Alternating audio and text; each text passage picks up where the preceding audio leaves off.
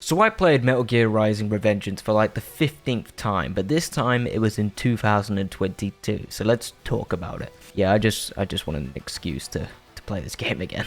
Metal Gear Rising is about as over-the-top as you can get in both story and gameplay direction. Metal Gear Rising doesn't let you breathe and throws something new at you every 5 seconds, whether that's a new enemy type or a sudden conversation about the power of memes, while Raiden starts laughing like he's just saw an absolute banger of an actual Facebook meme.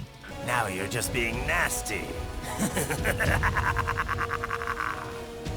Metal Gear Rising follows Raiden on a journey to find the leaders of some sort of war profiteering group that kidnaps kids and harvests their organs, but becomes more of a journey of self-discovery with some really great boss fights and music that could bring Jackson back from the dead. But I will be talking about all the boss battles here, so if you don't want any spoilers, I'm sorry, this ain't it, you gotta go. The story itself, while incredibly over the top and most of the time just pure dumb fun, it's extremely entertaining. Is it written with deep political interest exploring mature themes? Yeah, this is Metal Gear, but it's done in, well, let's just say it's a way that isn't traditional to the series. It throws subtlety and any kind of nuance out of the window, like it smashes through the window more like. Metal Gear Rising is more of an anime, if anything. You get long villain monologues trying to reason with our protagonist, and of course that doesn't work, so you get the classic big boss fight at the end of each arc, which, well, an arc is a mission. As over the top as it is, I respect it, because Rising refuses to pull its punches. Platinum and Kojima really just said, fuck it, let's just go for it, and that's exactly what they did. The villains all have cool ass designs, along with pretty great monologues explaining their motivations right before you fight them, but the stands out are easily Sam and Armstrong for me. Both their fights are cool as hell, and both, I think, have the best motivations, or lack thereof, with one of the characters, if you know what I mean, with Sam, which provides some really satisfying moments, but more so for Armstrong's fight, because that fight is just insane, not only in boss design, but the amount of political crap they both spout just to justify what they're doing, while also proving each other's points. It's the opposite of subtlety. Raiden is the best part of the story for me. I know this game gets a lot of well-deserved criticism for the writing, but I found it just so entertaining, and at times I was genuinely invested into Raiden's character arc in this story. It goes in a direction I didn't expect, so every time I replay it, I'm just looking forward to getting through the story again, just to relive some of those moments.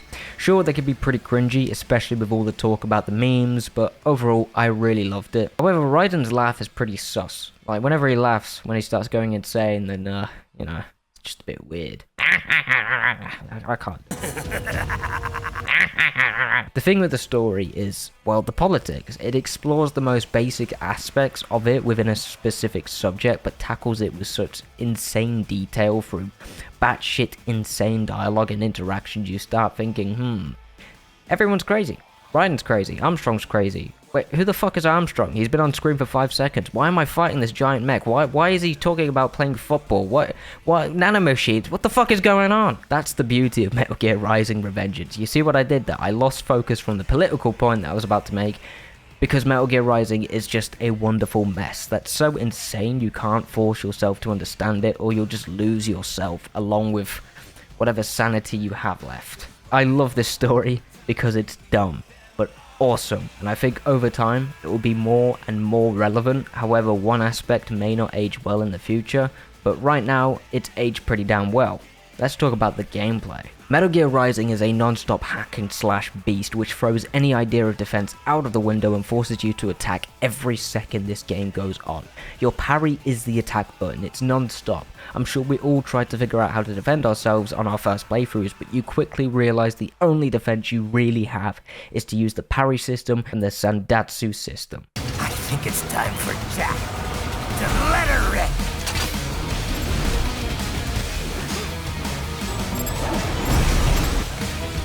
Boss fights are simply phenomenal, over the top, entertaining, action masterpieces, every one of them, each with their own gimmicks and specific uses of all the mechanics to wipe them out.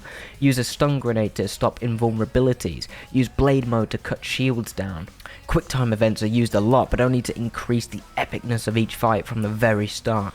The music combined with the visuals creates some of the most orgasmic, adrenaline-inducing gameplay moments I've ever experienced. This is quite possibly the best soundtrack for a game I've ever heard that actually just nails everything it needs to be. It isn't subtle, it doesn't slow down, it's non-stop, blending wonderfully with the moments on screen, creating some of the most memorable moments I've experienced when gaming.